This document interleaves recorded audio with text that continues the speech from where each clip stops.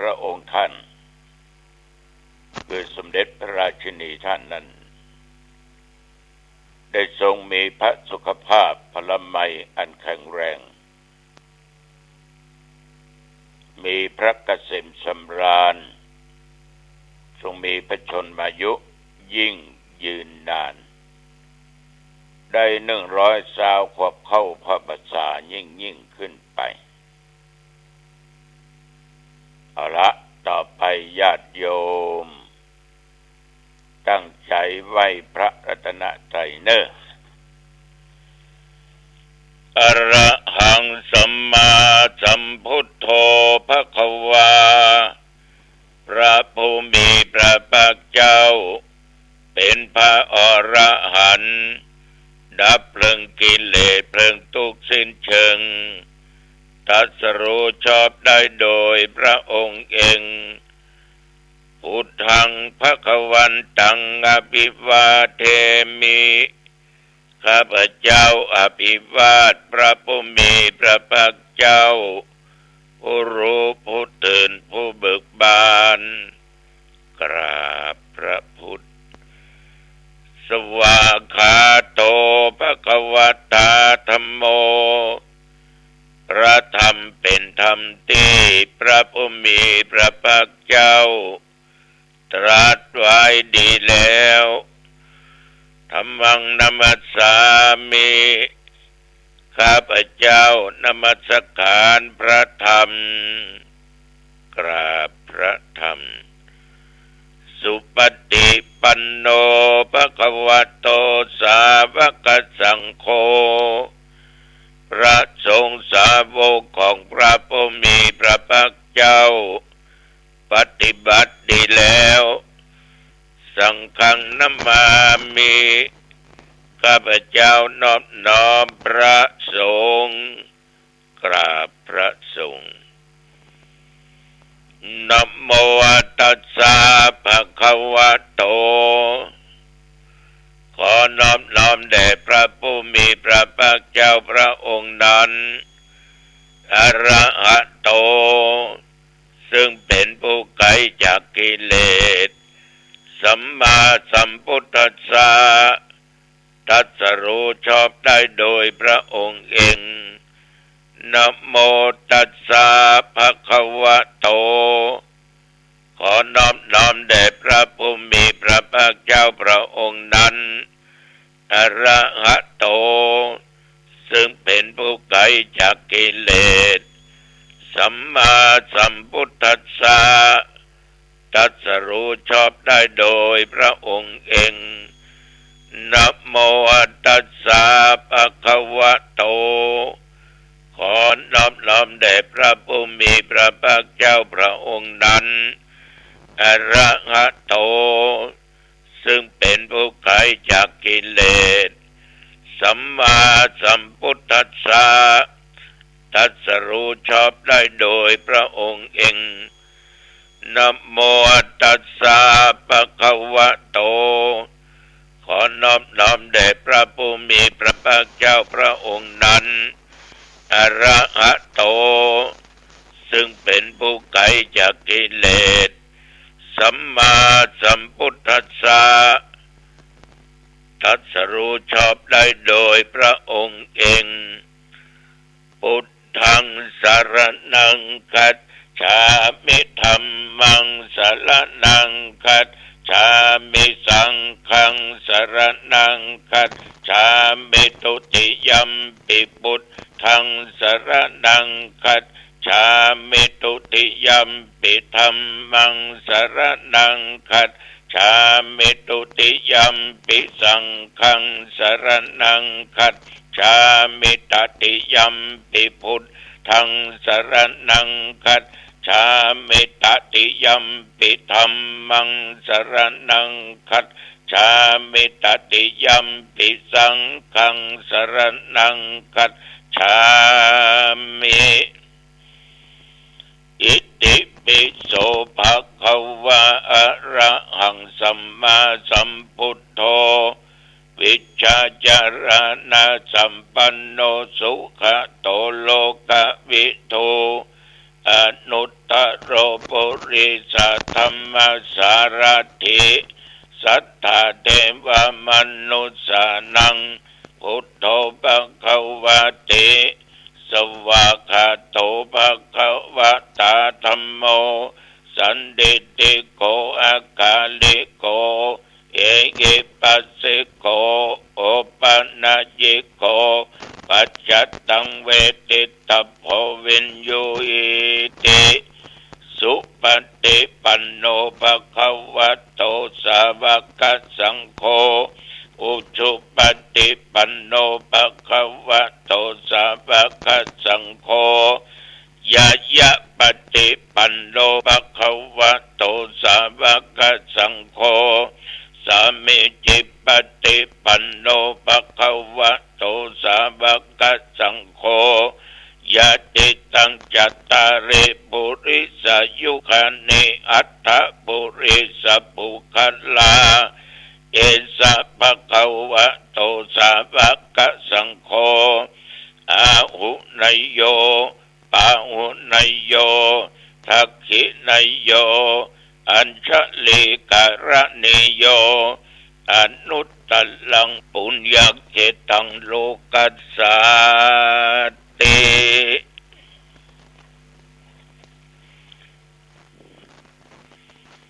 ปรมราชินีอัคคาสุติตาวะหายะสัสสินิตัสสะมินตาปุปาลัสสะวิลาภูตาวิวันละภาปุญญาติกาลสัมปันนาสิเลสัมปัตติสังยุตตา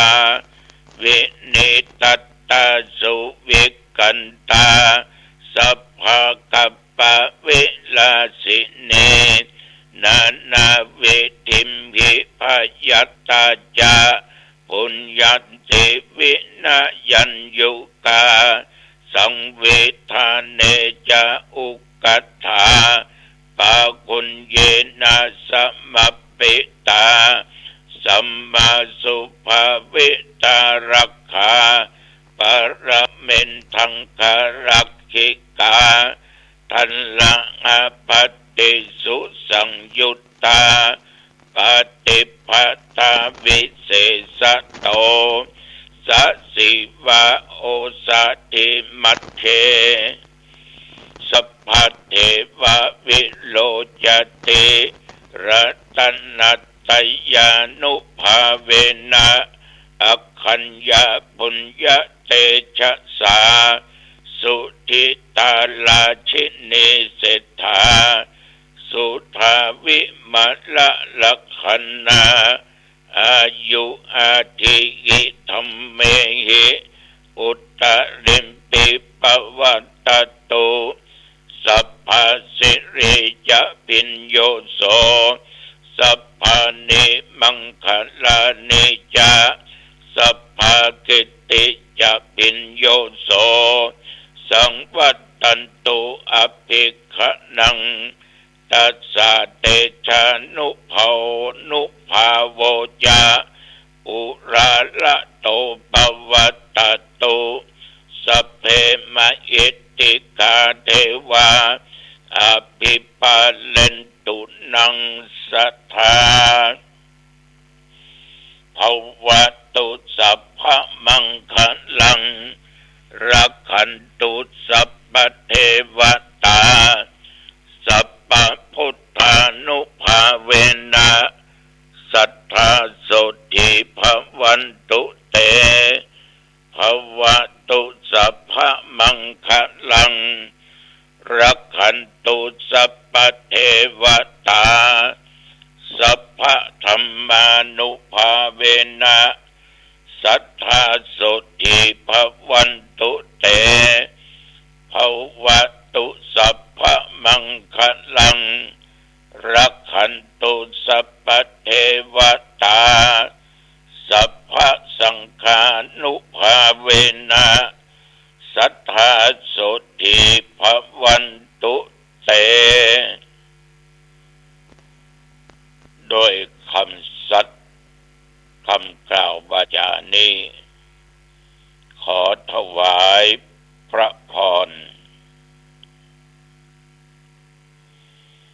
แต่วันนี้กรมอุตุได้แจ้งบอกว่าตั้งแต่เมื่อทวันวามาจนถึงปัจจุบันประเดี๋ยวนี้ตะวันนี้แถวบริเวณหนองตองและใกล้เคียงเป็นต้นว่าทั้งตำบลอันแก้วกาศพหันกาอย่างนี้เนาะตอนเย็นมาประมาณ5 โมงเย็นนั้นมีฝนตก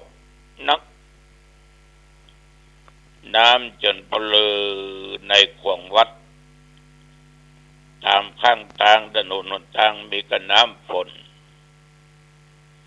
แต่ดีเฮ้ยแต่ว่านี่มีลมแรงกิ่งไม้อย่างบะหักอุณหภูมิตะวันนี้สูงสุดก็40 องศาและปัจจุบันนี้อุณหภูมิ23 องศาที่วัดหนองตองนี่นะ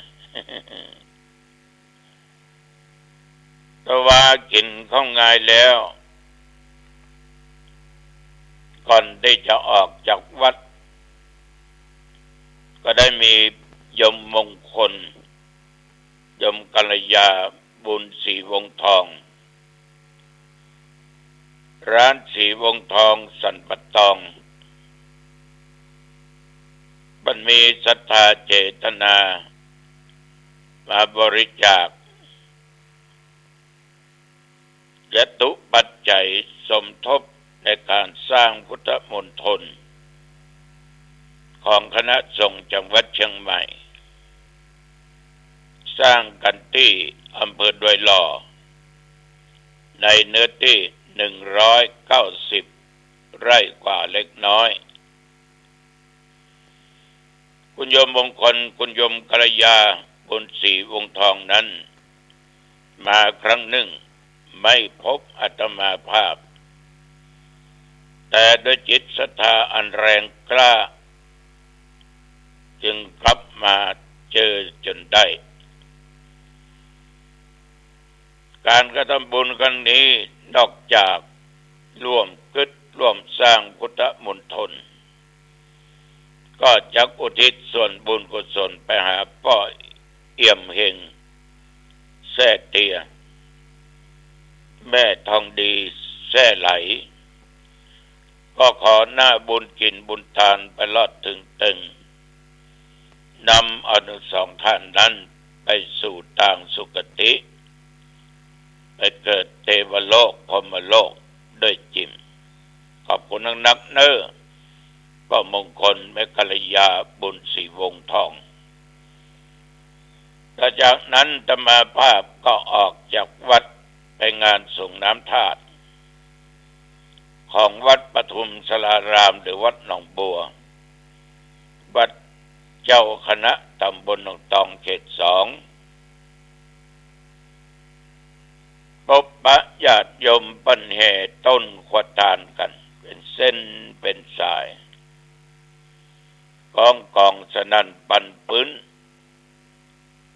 มีจ่อมีตุงนำขัวกินขวดทานหั่นแล้วก็ชื่นอกชื่นใจมีความสุขใจนั่นคือประเพณีที่บางครั้งบางอย่างเราก็ต้องช่วยกันรักษาไว้เสียงกองนี้ญาติโยมมันทำให้จิตใจของคนที่ไปร่วมงานนั่นน่ะและคนที่จะกินจะทานมันมีความสุขอย่างหนึ่ง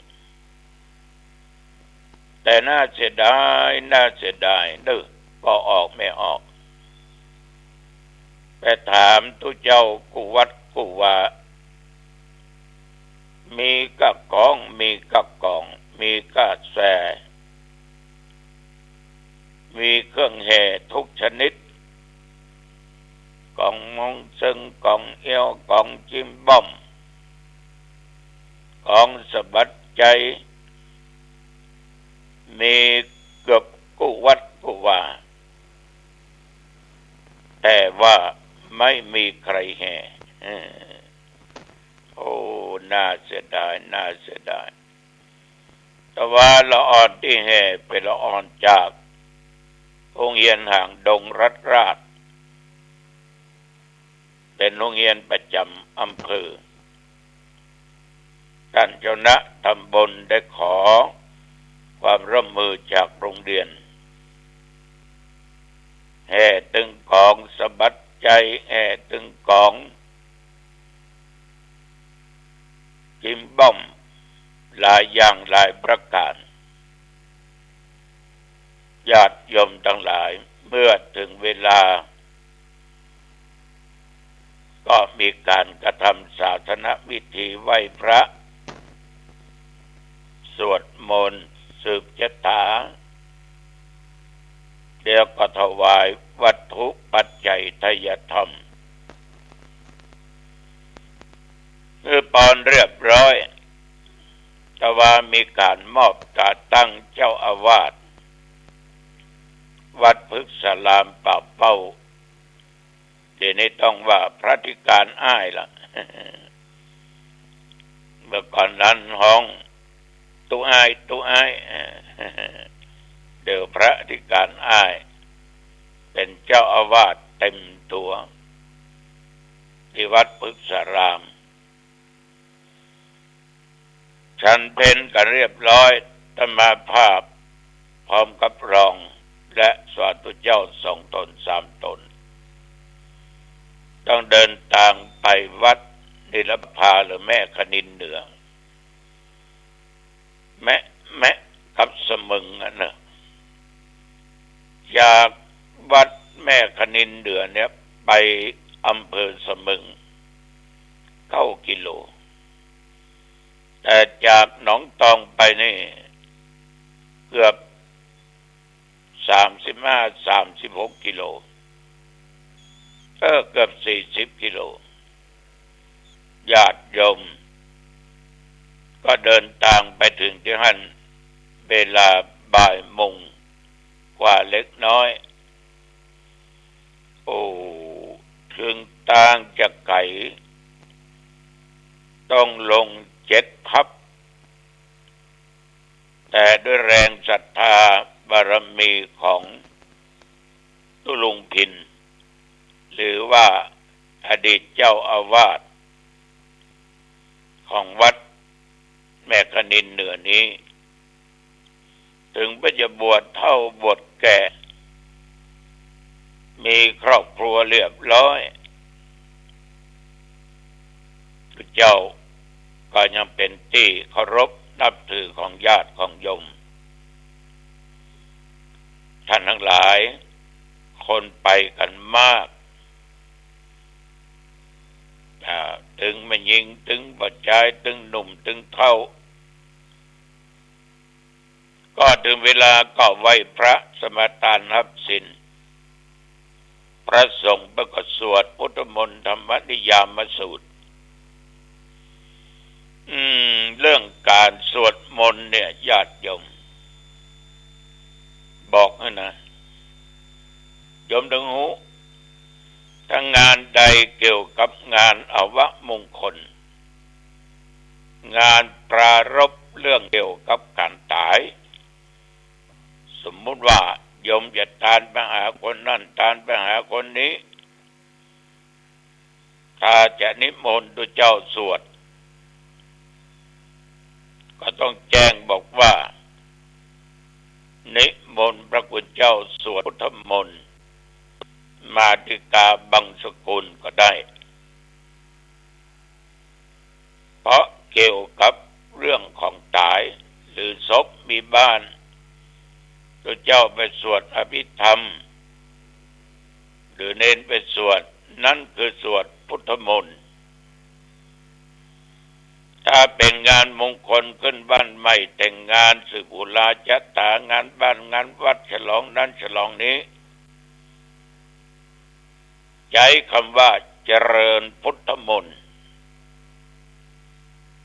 เจริญพุทธมนต์จะงานอย่างกระจ้าง เว้นงานเรื่องกัดตาย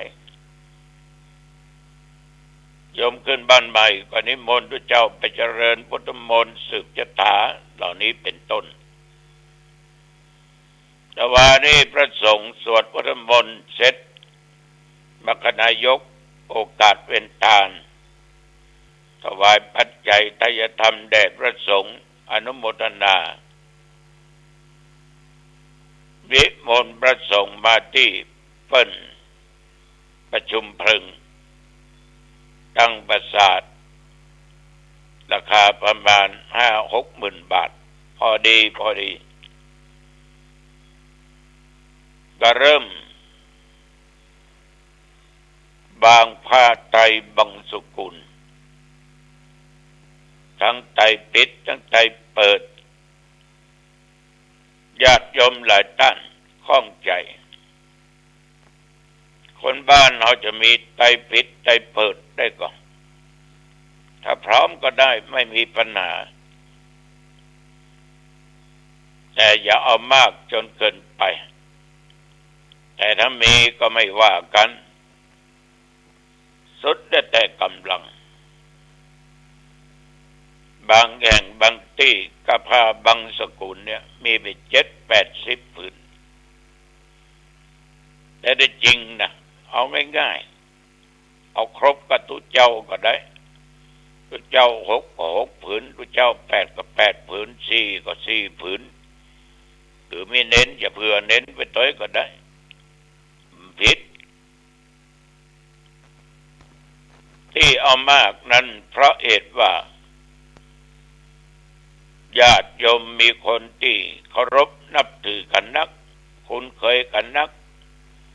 ก็เลยอยากจะให้เกียรติกันว่าอันเนาะทอดผ้าบังสุกุลทอดผ้าไตรบังสุกุลจะมีไตรปิดไตรเปิดอย่างใดก็ได้ถ้าพร้อมแต่วงเล็บ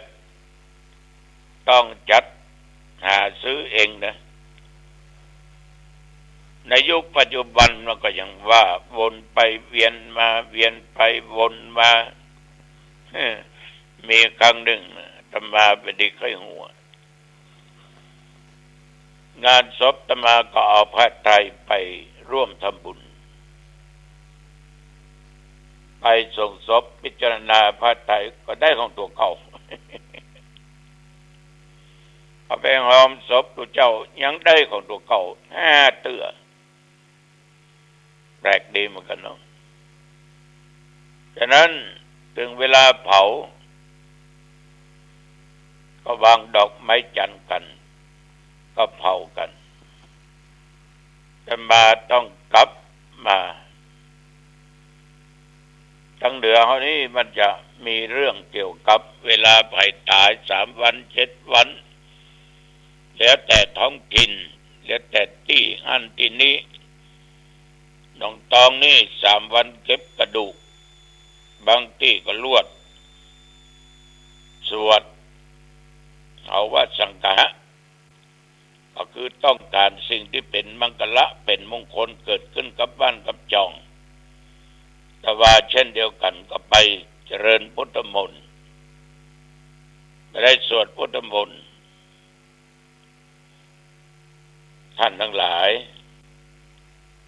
กลับมาวัดพอค่ำพอมืดเหมือนกันระยะนะฝนก็ตกฝนตกหนักฉะนั้นในชีวิตของคนเฮาเนี่ยญาติโยมจะมาขอฝากไว้ว่าขอเฮาคิดทำแต่สิ่งดีอันไหนมันเป็นบาปอันไหนมันบ่ดีเขาก็เลิกเสียมันผิดไปแล้วต้องแก้จะไปให้บาปนั้นมากุ้มลุมหัวใจมันจะทำจิตใจเสียคุณภาพมีอย่างเดียวชำระบาปได้คือธรรมะกับศีลฉะนั้นญาติโยมเนี่ยว่าได้ฝึกเอาไอ้อย่างที่มันเป็นความชั่วทั้งกายวาจาใจที่ทำไปแล้วนั่นมันทำจิตใจเขาเศร้าหมองมัวหมอง เสียคุณภาพไป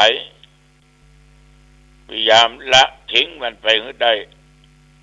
เดี๋ยวต้องระมัดระวังมีสติอย่าให้มันได้เกิดขึ้นกับตัวเฮาอีกเด็ดขาดและญาติโยมก็สบายเอาละวันนี้อู้จะไปมาเวลาพอสมควรอายุวันโนสุขังพลังพบกันใหม่โอกาสหน้าเจริญพรเอาเข็มขึ้นมาแล้วก็เอาได้สอดในรูเข็มตั้ง 4-5 ครั้งเห็นไหมตัดสินใจก็ผิดพลาดมันจะแตกต่างคนที่มีสมาธิก็จะเป็นคนที่ละเอียดกายละเอียดใจละเอียดเหมือนกล้วยมันสุกเหมือนมะม่วงมันสุกละเอียดและงาม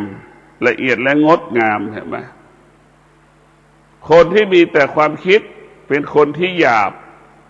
เหมือนดั่งมะม่วงดิบเหมือนกล้วยดิบเห็นไหมมันหยาบมันจะแตกต่างกันความคิดกับสมาธินั้นแตกต่างสมาธิมันต้องผ่านกระบวนการความอดทนอด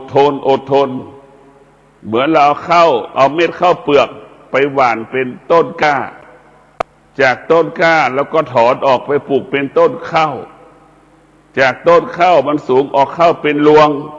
จากข้าวเป็นรวงเราไปเกี่ยวเอามาทำนั่นแหละมันจะมีกระบวนการแบบนั้นแต่ความคิดของเรานั้นมันไม่ได้ผ่านกระบวนการมันเกิดจากตาที่มันได้สัมผัสแต่ไกลคิดเองเองมโนขึ้นเองนี่แหละความคิดหูมันได้ยินชัดเจนบ้างไม่ชัดเจนบ้างหูได้ยินเขาพูดแต่หูไอ้คนที่พูดก็ไม่ได้เห็นมันกับมโนสืบกันมานั่นแหละคือความคิดเหมือนข้าวสารความคิดก็เหมือนข้าวสารมันไม่รู้วิธีการเป็นข้าวเปลือกมันก็ยังไม่รู้เป็นต้นข้าวมันก็ไม่รู้การเติบโตของต้นข้าวสารมันเป็นนั่นมันจะไม่รู้เรื่องเลยมันไม่ผ่านกระบวนการใดๆได้แก่คิดเองเองมโนปรุงแต่งมันแตกต่างกันผู้รู้ที่แท้จริงก็คือชาวนาได้เป็นผู้รู้วิธีปลูกข้าวรู้วิธีเก็บเม็ดข้าวรู้วิธีหว่านข้าวรู้วิธีการถึงเวลาได้หว่านข้าวแล้วมันจะวางจนถึงเติบใหญ่ดูแลบำรุงอย่างดีนะการฝึกจิตการฝึกสมาธิให้จิตเรามีสมาธิการฝึกกายก็เป็นเช่นนั้นเพราะฉะนั้นพวกเราทั้งหลายกายของเราเนี่ยเราจะต้องให้มันสงบเหมือนช้างที่มันนอนเหมือนลิงที่มันหลับเราจะต้องฝึกอย่างนั้นกายเรานิ่งเหมือนช้างจิตเราสงบเหมือนลิงนอนหลับเราจะให้เป็นสภาพนั้นเราจะสังเกตได้ว่าลิงนะเวลามันนอนหลับมันสงบการฝึกจิตของเราก็ให้เหมือนลิงนอนหลับธรรมชาติของจิตมันก็ไม่มันวุ่นวายเหมือนลิงธรรมชาติของจิตมันก็วุ่นวายเหมือนไก่มันไม่สงบเมื่อเราฝึกจิตแล้วเมื่อเราฝึกกายเราแล้วกายของเราก็เหมือนช้างสงบนิ่งงดงาม